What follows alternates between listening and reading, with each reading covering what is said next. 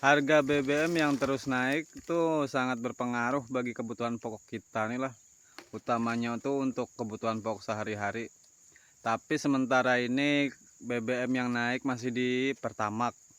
Untuk Pertalite sementara masih bertahan. Tapi apa yang terjadi amun Pertalite pun ikut naik.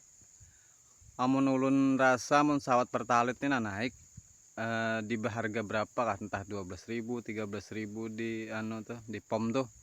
Ulun yakin harga kebutuhan pokok nih pasti melonjak.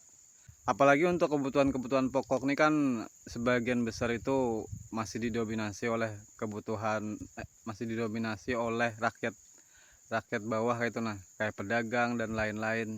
Jadi otomatis secara kada langsung pasti kebutuhan kita tuh akan melonjak naik. Nah, amunnya kebutuhan sudah melonjak naik,